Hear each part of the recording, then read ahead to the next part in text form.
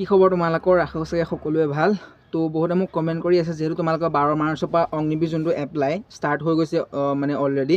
তো বহুতে মোক কমেণ্ট কৰি আছে কি অগ্নিবীৰ নিউ এপ্লাই মানে কেতিয়াৰ পৰা ষ্টাৰ্ট হ'ব, তাৰ ওপৰত এটা ভিডিঅ' বনোৱা আৰু ভেকেঞ্চি কিমান আহিছে।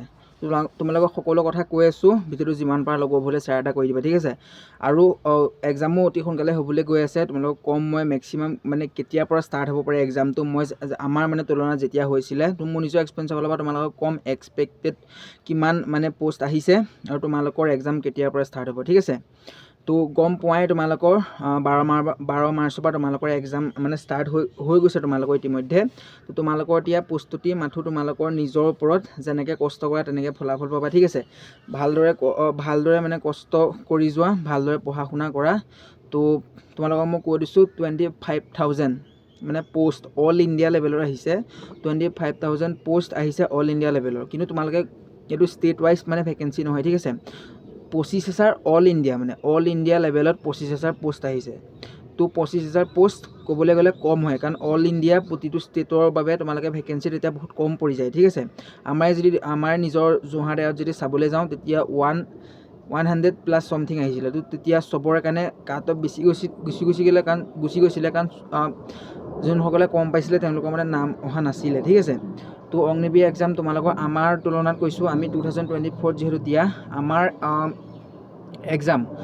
তোমাৰ এক্সাম হৈছিলে, আমাৰ এপ্লাই চলিছিলে তোমাৰ ফেব্ৰুৱাৰী লাষ্টৰ পৰা মাৰ্চৰ লাষ্টলৈকে চলিছিলে, ঠিক আছে। ফেব্ৰুৱাৰী বা মাৰ্চৰ লাষ্টলৈকে চলিছিলে আৰু আমাৰ এক্সাম ষ্টাৰ্ট হৈছিলে তোমালোকৰ মোৰ এক্সাম হৈছিলে 29 এপ্ৰিলত। তো আমাৰ যেতিয়া মাৰ্চলৈকে হৈছিলে আমাৰ এক্সাম হৈছিলে এপ্ৰিলত, মানে এমাহৰ পিছতে আমাৰ এক্সাম ষ্টাৰ্ট হৈছিলে, ঠিক আছে। তো তোমালোকৰ এতিয়া 12 মাৰ্চৰ পৰা যিহেতু এক্সাম এপ্লাই ষ্টাৰ্ট হৈছে, তো তাৰ তুলনাত মানে তোমালোকে এটা সিদ্ধান্ত ল'ব পৰা যে নিজকে ভাবিব পৰা, কাৰণ ইণ্ডিয়ান আৰ্মিৰ কথা কোনো ক'ব নোৱাৰা। তোমালোকে যদিও ভাবি থৈছা এক্সাম এপ্লাই চলিছেহে, এক্সামলৈ বহুত দিন আছে, ৰানিঙৰ কাৰণে বহুত দিন আছে, কিন্তু তেনেকুৱা নহয়, ঠিক আছে। তোমাৰ ইণ্ডিয়ান আৰ্মি ৱেবছাইটত তোমালোকে অতি সোনকালে কিছুমান নিউজ পাই যাব পাৰা, ঠিক আছে। অতি সোনকালে হয় মানে কামবোৰ ইণ্ডিয়ান আৰ্মিত, তোমালোকে গম নোপোৱা। আমাৰে যেতিয়া আমি মানে দিছিলোঁ, আমাৰ যেতিয়া ফাইনেল মেৰিট লিষ্টৰ কাৰণে আমি অপেক্ষা কৰি আছিলোঁ, আমি ভাবিছিলোঁ আমি ভাবি থৈছিলোঁ কি মেক্সিমাম 2.5 মাহ মানৰ 3 মাহমানৰ পিছত ৰিজাল্ট দিব চাগে। তো আমি ইমান মানে তৈয়াৰী কৰা নাছিলোঁ আমাৰ ট্ৰেইনিঙৰ কাৰণে, কিন্তু ভবাই নাছিলোঁ যে ইমান সোনকালে ৰিজাল্ট আহি যাব বুলি। মানে আমাৰ প্ৰায় এমাহমানৰ পিছতে মানে ৰিজাল্ট আহি গৈছিলে, ফাইনেল মেৰিট লিষ্টৰ মানে ৰিজাল্ট, ঠিক আছে।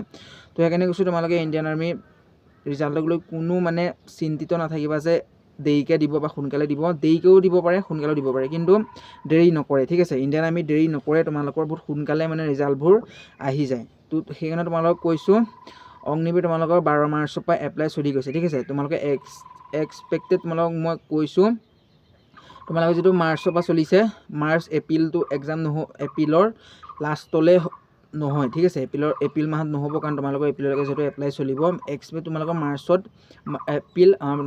পৰা চলিছে, মাৰ্চ এপ্ৰিল মে' মাহত তোমালোকৰ খাটাং এক্সাম হ'বই, ঠিক আছে। মে' মাহত হ'বই, কাৰণ ইমান লেট নকৰে, ঠিক আছে। তোমালোকে গম পোৱাই এবছৰত 2টা বেষ্ট ওলায়, ঠিক আছে। তোমালোকৰ যোনটো অপেন ৰেলী এক্সামটো হ'ব, এইটো তোমালোকৰ লাষ্ট বেষ্ট বনিব, কিন্তু এটা ৰিলেশ্যন ভৰ্তি তোমালোকৰ আহিব, যোনসকল মানে এবছৰত এটা ৰিলেশ্যন ভৰ্তি এটা কোটা ওলায় আৰু এটা তোমালোকৰ অপেন ৰেলী ওলায়, ঠিক আছে। তো তোমালোকৰ যোনবোৰ ৰিলেশ্যন সেইটো তোমালোকৰ ট্ৰেইনিং ষ্টাৰ্ট হৈ যাব অতি সোনকালে, তেওঁলোকৰ চব চলি আছে কাম কাজ, কিন্তু তোমালোকৰ ছেকেণ্ড বেষ্ট হ'বা, ঠিক আছে, এইটো বছৰত। তো তোমালোকক মই কৈ দিলোঁ তোমালোকৰ মে' মাহত মেক্সিমাম এক্সাম চলিবই। তো তোমালোকক মই কৈ থৈছিলোঁ যে 25,000+ ভেকেঞ্চি আহিছে, কিন্তু অল ইণ্ডিয়া লেভেলৰ এইটো যে যোনটো ভেকেঞ্চিটো আহিছে মানে গোটেই সমগ্ৰ মানে ভাৰতৰ বাবে 25,000 ভেকেঞ্চি আহিছে। তো তাৰ তুলনাত চাবলৈ গ'লে ভেকেঞ্চিটো এইটো কম হয়, ঠিক আছে। কাৰণ তোমালোকে গম পোৱা গোটেই অল ইণ্ডিয়াত কিমানখন ষ্টেট আছে, কিমানখন ডিষ্ট্ৰিক্ট আছে। তো যদি তোমালোকৰ ডিষ্ট্ৰিক্ট ৱাইজ কাট অফ মাৰে, তাৰ তুলনাত বহুত কাট অফটো ওপৰলৈ গুচি যায়। আমাৰ যোৱা বছৰ যদি তুলনাত চাবলৈ যাওঁ, আমাৰ 150+ গৈছিলে, ঠিক আছে। কিছুমানৰ NCC আছিলে, NCC থাকিও মানে নাম নাহিলে। মোৰ লগৰ এটাই একেলগে দিছিলোঁ আমি, তাৰ NCC বি আছিলে, মোৰো বি আছিলে, কিন্তু সি মানে তাৰ ৰানিঙত গুড আছিলে, ঠিক আছে। তো সি যদি ৰানিঙত এক্সিলেণ্ট মাৰি থ'লেহেঁতেন তাৰ নাম নিশ্চয় আহি গ'লহেঁতেন। সেইকাৰণে তোমালোকক কৈছোঁ মই পঢ়াৰ লগতে তোমালোকে ফিজিকেলটো বনোৱা, ঠিক আছে। তুমি যদি পঢ়াত মাৰ্কছ উঠাব পাৰা, বেছি মাৰ্কছ উঠাব পাৰা, তেতিয়া ফিজিকেলত এটা কম নম্বৰ পালে বা গোট মাৰিলেও হৈ যাব। কিন্তু তুমি পঢ়া শুনাত যদি অলপ কমজোৰ আছে, তুমি যদি এক্সামত যদি কম মাৰ্কছ পাই থোৱা যদি তেতিয়াও কোনো চিন্তা নাথাকিব যদি তুমি মানে ফিজিকেলত এটা এক্সিলেণ্ট মাৰ্ক মানে আনিব পৰা ঠিক আছে তো সেইকাৰণে তোমালোকক মই অকল পঢ়িলেই নহ'ব আজিকালি যুগত তোমালোকে গম পাই এটা কম্পিটিশ্যনৰ যুগ ঠিক আছে মই তোমালোকক পঢ়িবৰ কাৰণে যোনটো চেনেল কৈ দিছিলোঁ শুভমী ক্লাছেছ বুলি সেইটো ইউটিউব চেনেলে চোৱা অলৰেডি ভিডিঅ' আপলোড হৈ আছে সেই চেনেলটোত অকল অগ্নিবীৰ এক্সামৰ ওপৰত ভিডিঅ' দিয়ে বেলেগ একো টপিক নানে তোমালোকৰ মেইন টপিক থাকে চেনেলটোত মেইন তোমালোকৰ টপিক থাকে অল মানে অগ্নিবীৰ যোনটো ইণ্ডিয়ান আৰ্মি তাৰ ওপৰতে মানে এক্সাম দি আছে ঠিক আছে তো মই সেইকাৰণে তোমালোকক কৈছোঁ সেই চেনেলটো অতি সোনকালে চোৱাগে এটা ভাল মানে ৰিজাল্ট তোমালোকৰ হ'ব ঠিক আছে এটা ভাল ৰিজাল্ট মানে আনিব পাৰিবা তো নিজৰ কাৰণে তোমালোকৰ ভালৰ কাৰণে কৈছোঁ কাৰণ মোৰ যোনবোৰ সুবিধা হৈছিলে তোমাৰ যাতে নহওক তোমালোকে এইটো ভাবি নাথাকিবা যে 25,000 ভেকেঞ্চি আহিছে বহুত ভেকেঞ্চি কিন্তু যদি সমগ্ৰ ভাৰতত ডিষ্ট্ৰিক্ট ৱাইজ কাট অফ চাবলৈ যাওঁ বহুত কম ভেকেঞ্চি হৈ পৰে ঠিক আছে এটাৰ এয়াৰত প্ৰায় মানে এটা যদি চাবলৈ যাওঁ খুব বেছি 100+ ভেকেঞ্চি আহে ক্লাৰ্ক যোনসকল টেটমেণ্ট তেওঁলোকতো নক'বা খুব বেছি 3-5